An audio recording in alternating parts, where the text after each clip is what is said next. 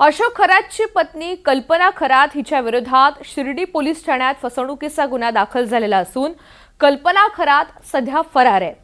पोलिसांनी तिच्या विरोधात लुकआउट नोटीस देखील जारी केली आहे। दरम्यान कल्पनाचे माहेर नाशिकपासून 50 किलोमीटर अंतरावर सिन्नर तालुक्यामधील पाडळी या डोंगराळ भागातील असून याच गावी एनडीटीव्ही मराठीची टीम जाऊन पोहोचली। दरम्यान जवळपास 20 ते 22 वर्षांपासून आमचा आणि कल्पनाचा कोणताही संबंध नाही असं कल्पनाची भावजय बोलून दाखवते। अशोक तिला येऊ देत नव्हता असंही त्या बोलून दाखवतात। तर माझ्या आत्याचा स्वभाव अत्यंत गरीब होता असं त्यांचा भाचा सूरज सांगतोय। अशोक खरातचे हे प्रकार ऐकून शिंदे कुटुंब सुद्धा धक्क्यात आहे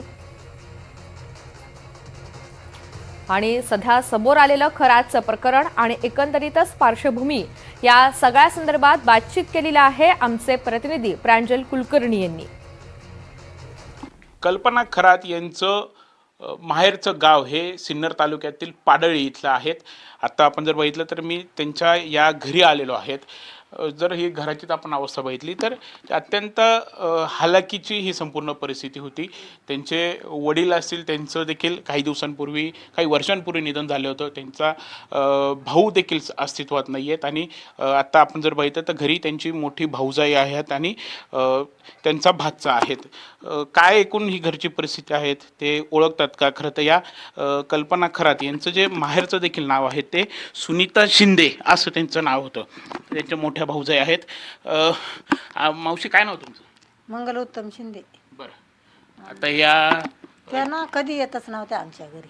बरं, आता 15-16 वर्ष झाली। माझा मुलगा आणि मी ना सगळं आमची शेती पोती आम्ही करतो। त्यांचा रुपया आम्हाला माहिती नाही, आमच्या घरात नाही दारात नाही ते कावा कधीच नाही। त्यांचा ना आमचा परिचयच नाही म्हणलं तरी चालेल। ते कधी येतच नव्हते। गरीब होतो आहे म्हणून येणं जाणंच नाही बा कावा।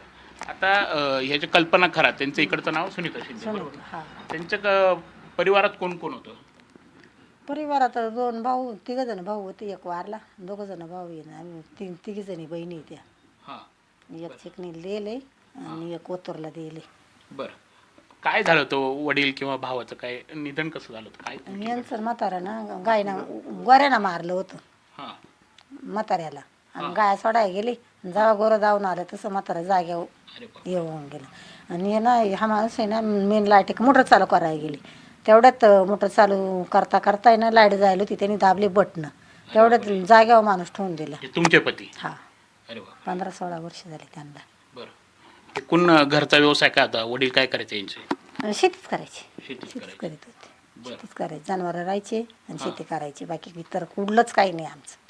पण त्याच गोष्टीत नाही आम्ही। सुनीता यांचं अशोक खरातसोबत लग्न कधी झालं होतं? किती वर्ष झाली? पण ते एवढं माझ्या लक्षात नाही राहिलं। मी तुम्हाला सांगितलं ना, माझी लहानी पोर आहे ना, ती आता 11वी झाली, लग्न केलं। तिच्या लग्नाला 11 वर्ष झाले। म्हणजे किती वर्ष झाली हो सुनीताच्या लग्नाला?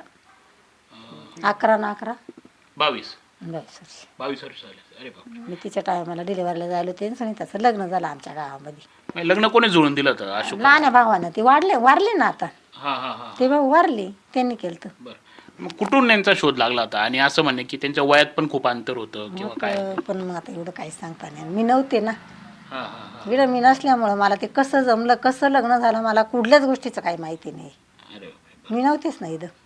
त्यांचं सुनीता कल्पना यांचं परत तिकडे येणं झालं का? नाही, काही येणं जाणं नाहीच आहे त्यांचं। येतच नव्हते त्या, पाहुणा येऊनच देत नव्हते त्यांना, कारण आमची गरीब परिस्थिती होती ना। त्यांना येऊनच कधी देत नव्हते इकडं माहेर म्हणजे कधी आठवलंच नाही। देणं नाही घेणं नाही, कुठल्याच गोष्टीचं काही नाही।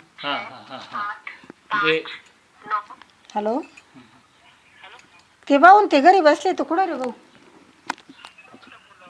किती वर्ष आले ते इकडे आले नसते तरी? चांगले 20-21 वर्ष होऊन गेले त्यांना। जसं लग्न झालं तसं नाही म्हणलं तरी चालत त्यांनी, म्हणजे संबंधच नाही इकडं। जसं लग्न झालं ना तसे ते तिकडंच आहे त्यांचं, आमचं काही म्हणजे विशेष नाही बा। त्यांनी कधी कोणाचा विचारच केला नाही। मग आता हे जे काही सगळं झालं तुमच्या कानावर पडलं का? काय झालं झालं पण नेमकं आम्हाला त्याच्यातलं काहीच माहिती नाही, काहीच सांगता नाही येणार त्या गोष्टींचं। ऐकून पण नुसतं ऐकून बा धक्के बसले आम्हाला,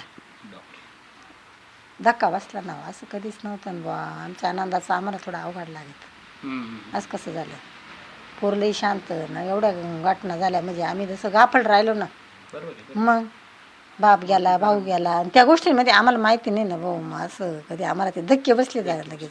सगळ्या माणसांना. यांचा स्वभाव कसा होता सुनीता यांचा? लई भारी. त्यांना परमेश्वरनं कोणाचा रुपयाचं त्यांना कधी माहिती नव्हतं, पण ते कसं झालं पाहुण्याकडून कसं घडलं राम जाणं, त्यांना सुद्धा काही कळून चुकलं बा. ते कळालंच नाही. कळालं असतं तेवढ्या मार्गाला जाऊन दिलं असतं का तिनं. आज पोरांची बरोबरी झाली म्हणजे सोपं आहे का? हां, तिचं आयुष्याचं काय मग असं नाही ना. आपण बघत आहोत खरं तर या त्यांच्या मोठ्या भाऊजाई आहेत आणि गेली अनेक वर्ष म्हणजे जसं लग्न झालं तसं त्या म्हणजे लग्न झाल्यापासून आलेच नाही ना, लग्न झालं तसं ते इथे आलेल्याच नाही आहेत. घरची परिस्थिती अत्यंत हालाकीची आहेत. आमचा आणि त्यांचा काहीही संबंध नाही असं ते सांगतायत. त्यासोबत ज्या काही आता या घटना यासमोर आल्या आहेत त्या ऐकून आम्हाला देखील धक्का बसला अशीच त्यांनी प्रतिक्रिया दिली. कॅमेरामॅन विकी पारसो, प्रांजल कुलकर्णी, NDTV मराठी, पाडळी, सिन्नर.